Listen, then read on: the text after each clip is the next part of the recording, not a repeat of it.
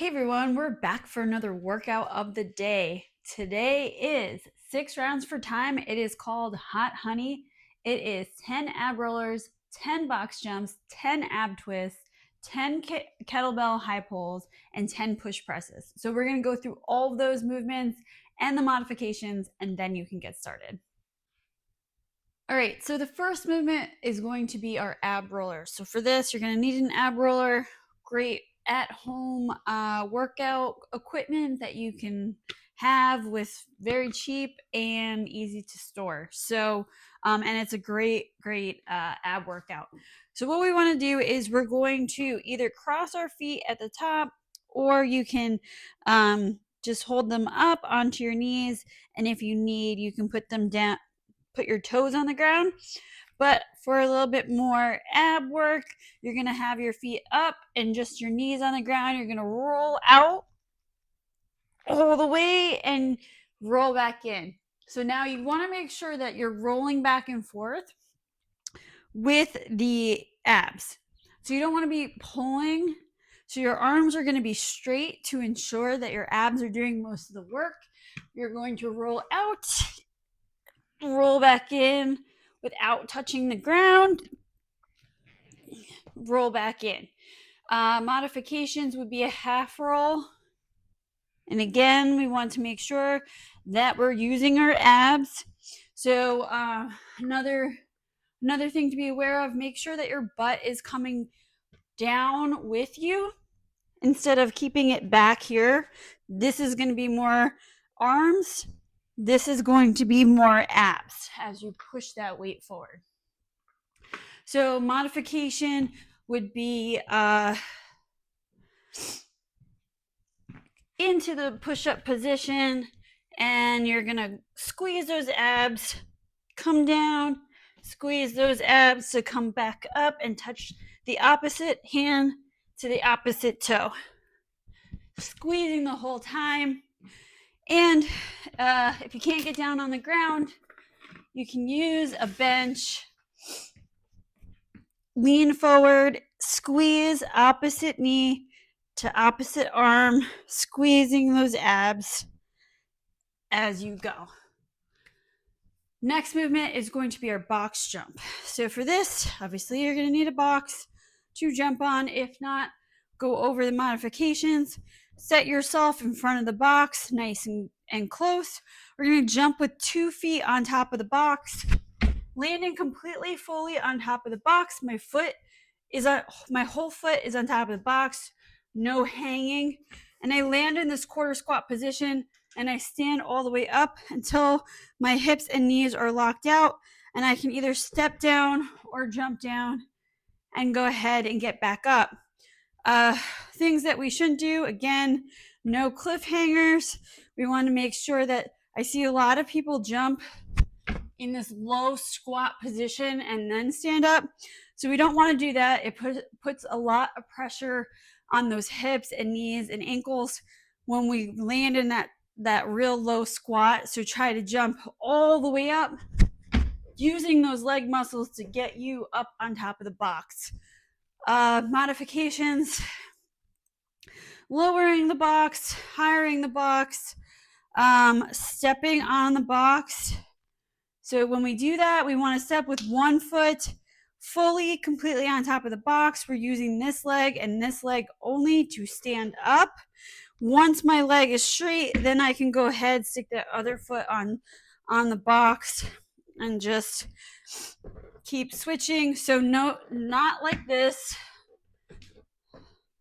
This is a no. We want completely up, then foot, then switch, completely up, and so forth. So if you don't have a box but you have bumper plates, you can stack bumper plates up to a height you feel comfortable jumping on. If you have a bench, you could use a bench. Just make sure that it is a sturdy, heavy bench. Mine's a little lightweight, so I would put, if I was to use this, I'd put some weight on the feet of the bench to hold it steady as I jump on top. The other thing is, benches tend to be a little bit softer cushion, so just be aware of that with balance. If you're at home, you can use stairs to jump or step on, or you can do jumping squats, keeping our chest up, knees out, and jumping up. Okay, next movement, ab twist. So for the ab twist, we want to be in our feet are up, we're back, we're creating a V position with our body here. So I'm leaning back and my abs are holding me here, and I'm squeezing my abs as I go back and forth, staying tight with my hands.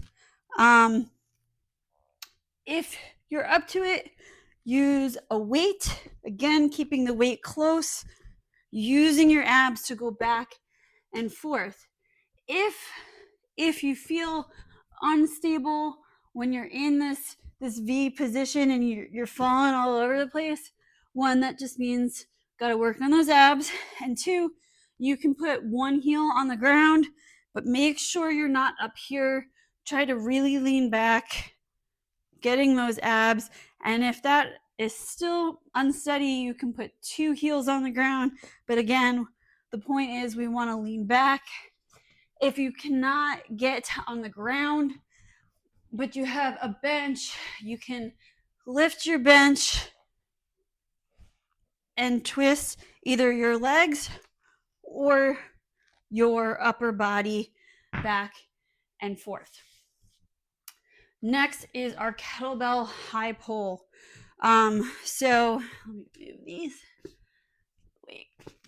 So for the kettlebell high pulls, we want to make sure that we're keeping the weight nice and tight into our body. So we're going to set the kettlebell right between our feet, and we're going to pull high with our elbows. So we're pulling high, up and high. We're going to use our legs to drive the weight up and finish it with a nice high pull with our elbows up and out and high. So kettlebell close to your body, you're grabbing the top of the kettlebell, come up, pull, using your legs, and finishing with your arms. Notice I come down into a squat to get the kettlebell, so I'm not bending over. No, none of that. That will really hurt your back. Come down, meet the weight, keeping your chest up, pulling up with your chest, leading with your chest up, just like a deadlift. If you don't have a kettlebell, you can use your good old dumbbell, and the same thing, pulling high. And lastly, you can use a band, which I should have grabbed beforehand. So you can do it two ways, either one. Well, you probably have to do it with just one because of the resistance, but come down, pull, pull, pull, keeping it close. Don't pull out here. Again, we want elbows high and out. Okay. The next is going to be our push press. So if you have a barbell, we'll start with that. Didn't want to put weight on here because I want you guys to see from the side view too. Okay. So important thing when we're using a barbell, we're resting the barbell on our shoulders. So I'm not holding it here. Like it can stay here without me holding it there. So we're creating this shelf by pushing our elbows up and out and resting it on top of our shoulders. We're going to come down into a quarter squat, just kind of like we landed on the box. My knees are coming out, not forward. My feet are flat on the ground, and I'm going to drive really hard upwards and finish with that push overhead. And as I get overhead, my head comes through at the top. So again, come down into that quarter squat, driving with those legs and finishing with those arms, and head through at the top. So my knees come out so that I come straight down and I can use the momentum of that push, the whole drive, leg drive. If I go forward, I am now shifting my weight forward. So we want to make sure that we come straight down and straight up, head through at the top, really driving that weight overhead. So if you don't have a barbell, but you have dumbbells, you either use 2 or 1. So 2, we're going to grab those dumbbells, rest on either shoulder, same movement, knees out, drive up, and make sure that our arms are straight at the top, coming back down, pushing all the way up. And if you're not ready to use 2, you can do 5 on each side and just, switch sides. And lastly, you can use a band, 5 on each side. So we're going to push our hand through into our palm. We're going to turn the band this way.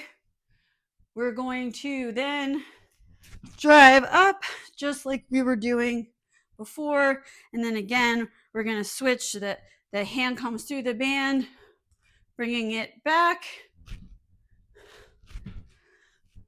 And make sure that you don't let the band pull you from side to side.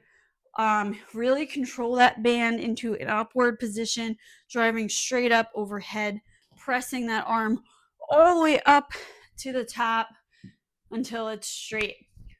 So that is the workout of the day. So it's reps of 10. You're going to do that 6 times, and make sure you mark down your time, weight, movement, revisit, see if you progressed. Make sure that you are combining your fitness with nutrition. If you need help with that, we have some great nutrition programs on our website, www.macromachinecoaching.com. We also have a supplement store there, so check it out. And I will see you next time.